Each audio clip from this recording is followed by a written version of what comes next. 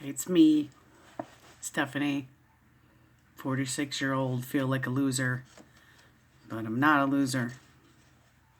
Doing just fine. Just like you're doing just fine too. We're fine. Okay. I believe you, Steph. All right. I'm sorry. I'm hyper and pushing through, and my video is jerking. It's raining out, and the internet's acting strange. But I'm sorry. I'm hyper and stuff like that. But after forced to be quiet, never speak all your life, that's what you get, and that's why I'm afraid to come out of videos too, because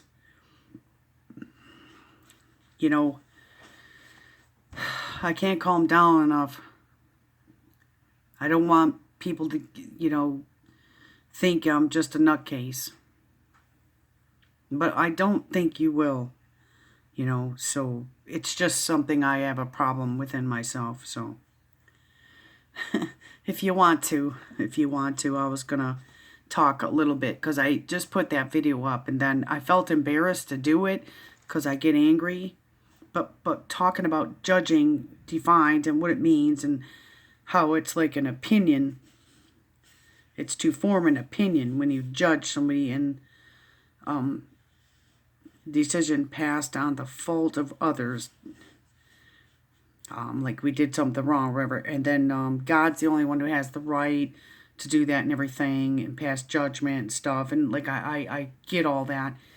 I get a little bit bothered because I dealt with a lot of narcissism, and it's hard for me to keep calm and put up with people. Like stay calm as they're in my face. I think Angie even said something about that. This girl on here, Witch Moon 73, you gotta follow her. And Mississippi Talker, TAWKER, you gotta follow them. Thanks for listening, and but anyway, God's the only one who has the right to condemn or sentence somebody and pass judgment. Although, like, to me, I'm not setting myself up to be God, but I have to make decisions and to get people out of my life and do things. She said, Joyce Meyer, I was critical because I always seemed to see what was wrong instead of what was right. That's what I was kind of like wanting to really talk about. I do it all the time, and I see the more wrong than there is right. Like right now, I could give you an example. Don't mind me moving too much. We have a car out there that is leaking transmission fluid, and I see what's wrong as the tire keeps going flat on the back, and even though it don't run, the tire is still flat, but so it should be aired up. But where that comes from is because my dad was always in my mind and making me keep up on things all the time. And, I don't want the tire to get wrecked, even though the car won't run. But see, I don't want to make more problems than there already are. Because one day maybe you'll get the car fixed. There's another thing too, is like, I took some time, which is so hard, because if you get to see our kitchen, well, it's kind of like the dining room before, because we don't really have a kitchen, but we have like a dining part, which is where you sit at the table. So the table would be all full of my son's stuff, crayons and paper, and I mean, this shit got, I'm talking, if you got your table, you got it piled up,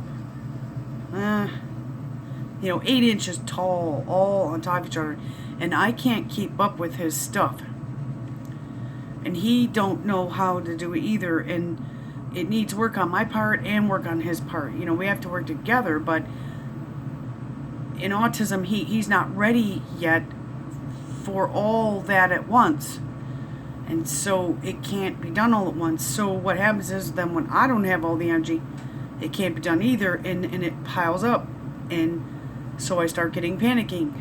And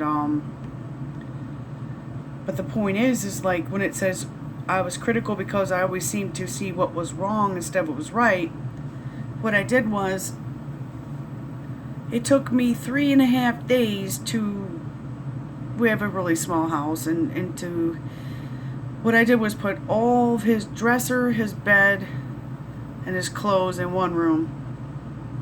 Luckily, we only have one kid. And then took all of his other stuff, because he's like a collector and he's OCD and he's like that. And then put all his stuff into the other room. And then I put his a desk in there for him and stuff. But the thing is I kept telling myself in my mind, because it used to be all in the dining room where the table was. You couldn't even sit at the kitchen table. Although we haven't even set it yet to eat a meal, because we never have. You see? Because you don't have money. But it's all in his room now. And then for 3 days I haven't done nothing, and I haven't got on him to pick it up. But although he did pick up a few things, which I did notice, which weren't really a lot of work, but it was something. And so, a lot of times to me, it's like that ain't enough, because the room is such a mess. But then I kept telling myself, because this has been for like a month and a half now, and I kept telling myself, okay, at least the mess is in there. Okay, it's not in the dining room. And see, it's hard for me to be happy with that. Coming from when I first, ever since I can remember, I was cleaning houses, I was cleaning offices, and I liked everything perfect and stuff. And when he came into my life, he would tip chairs over, because autism. He would tip chairs, he would shut doors, he even locked me out of the house.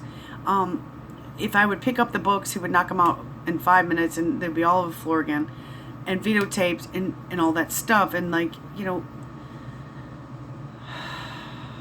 you get it.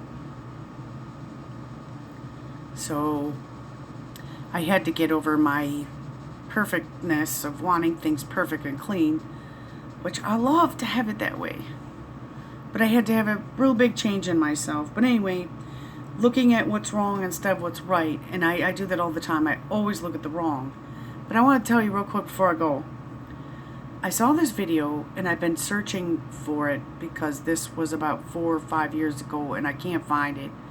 And I can't get the right words to put in there. But the guy was talking about how there's like 5 negatives to every 1 positive. And I totally believe that's true. Because to me, in my mind, it's easier to be negative than it is to be positive. I'll try to think of a couple positive things today. Okay, see what I'm saying? The kid didn't blow up. He didn't have a meltdown. He didn't have an accident all over the floor again like he usually does. They don't seem too positive to me. See what I'm saying?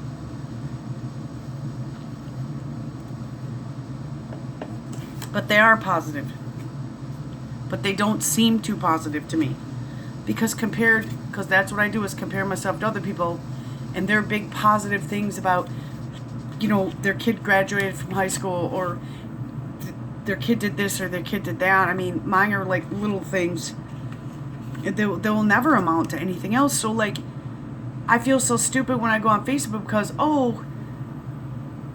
for instance, I mean, he's potty trained, but it would be like, oh, my kid got potty trained today at the age of 20. It's not very positive in their eyes. They're going to look at you like it's cutting off.